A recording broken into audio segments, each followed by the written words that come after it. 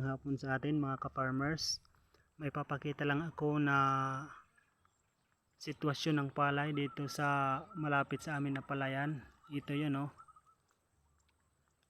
Ganyan ang mangyayari pag nag-apply kayo ng herbicide na hindi ninyo inalam kung para saan. Yun.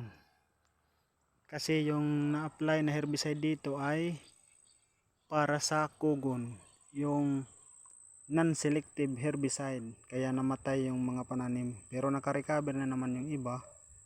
So talagang namatay yung iba. Makikita nyo na yung mga natamaan ng spray, namatay yung iba pero naka-recover yung iba. Ito sana pag gagamit tayo ng herbicide ay basahin muna natin at alamin natin kung paano yung paggamit at tamang paggamit sa herbicide na ating gagamitin. Yan lamang po, salamat.